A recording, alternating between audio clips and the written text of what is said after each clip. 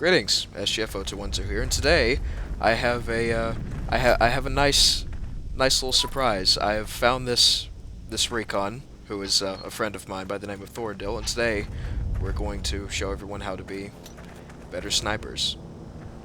So, introduce yourself. Yes, I Hello, know. I'm Thor. Yes, I know it's strange to find yourself over here. Yes, But yes it is. starting off with some recon tips. Let's talk about weapons first, because you and I, we use different setups, as it may be. If you've watched my Yeah, weapon very mod, different. yeah, if you've watched my weapon modding video, you know that I have an OHK build, which is a one-shot kill, which does 100 damage or above, enough to kill an enemy with one shot to the torso. As you can see, I am using the 4x fine cross scope, which is the low power, and I actually do prefer this because you have a wider field of view. Now, personally, I'm not using the maximum damage setup. I'm using the sniper ammunition and the octagon barrel, which puts the damage right at 100. So if you're wearing any type of heavy set, you can make a shot, but as you can see, the sway is greatly decreased than if you were to use the armor-piercing ammunition and the chrome molly, or the scout 2. Now, Thor, right here, is using a different type of setup. You care to explain? Basically, I'm just using basically match ammo and a trigger to bring it up to 44 RPM, and there's almost no sway, so I can get really accurate shots out to basically any range. I'm Yes, using the 8-power scope, yeah, he's so I can hit actually see at at those ranges. He's hit at 1 mile. Over a mile. Before. Yeah, multiple times actually. So using this setup.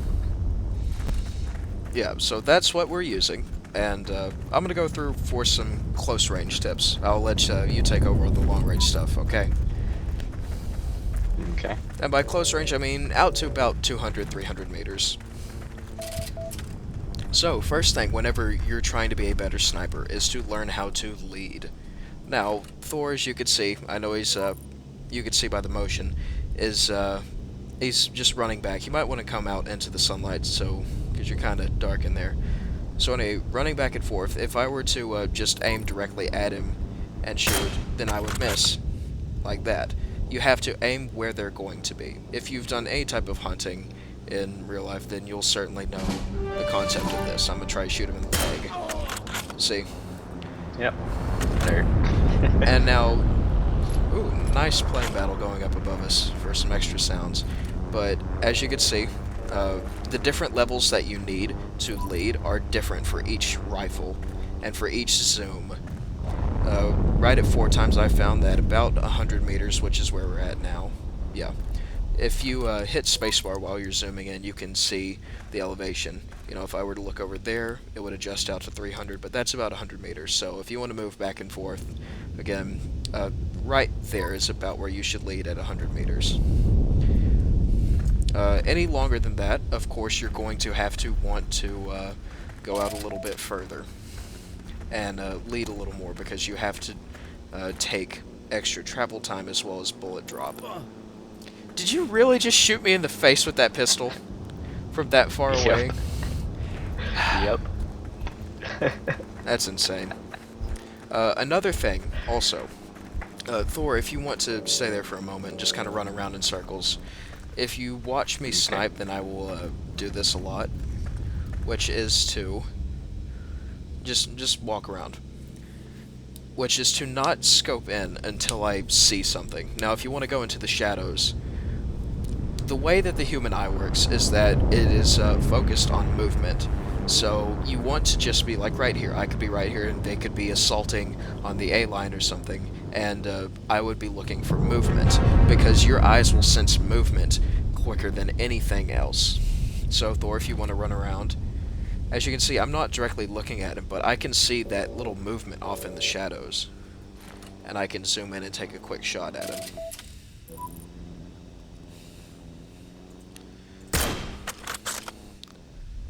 I know that's not where it was, kind of clicked out of the screen for a second. So, anyway. Oh, and I see you now. Yes.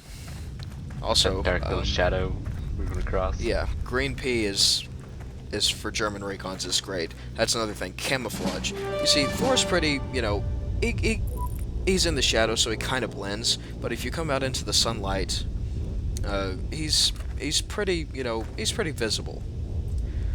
On the other hand, since I'm using green pea, I know I don't have a third person on me right now, so I can't show you, but take my word for it. If you go prone against this surface, you are very less likely to be seen. Because this Yeah, stuff right especially here looks a lot like the camouflage.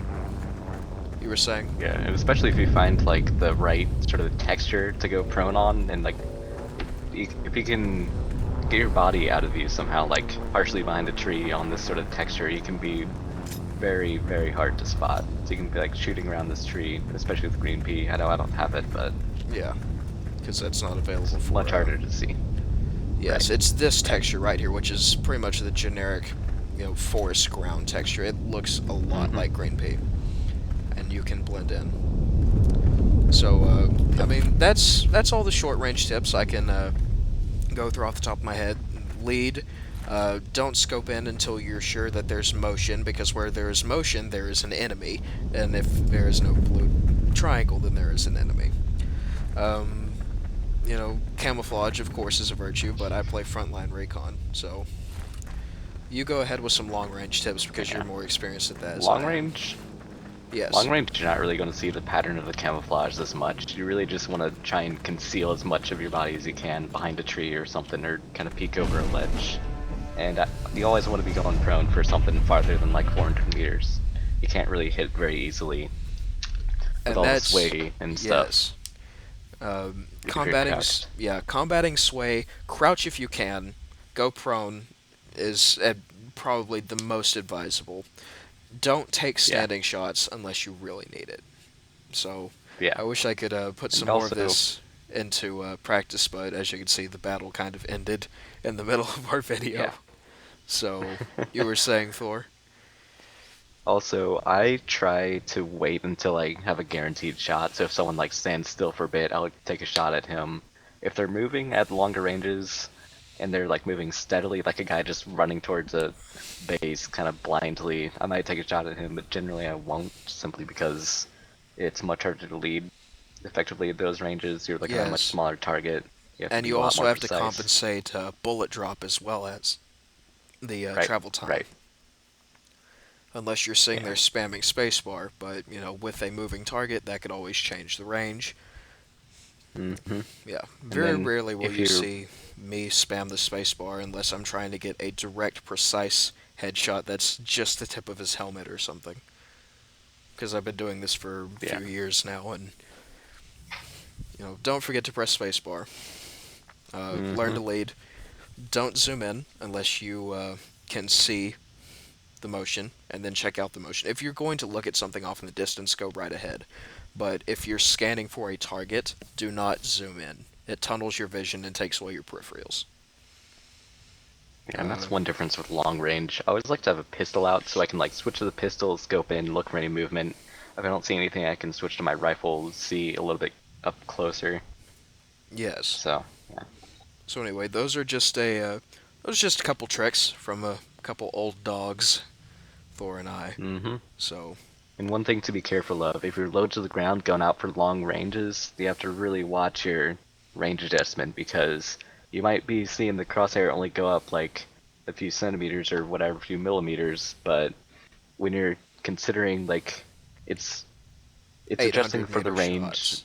at your yeah, if you're it's adjusting for the range at your crosshair, so it might only be going up and down like a few pixels, but on the ground with the distance, that could be like 400 or 500 meters off, which can completely throw your shot.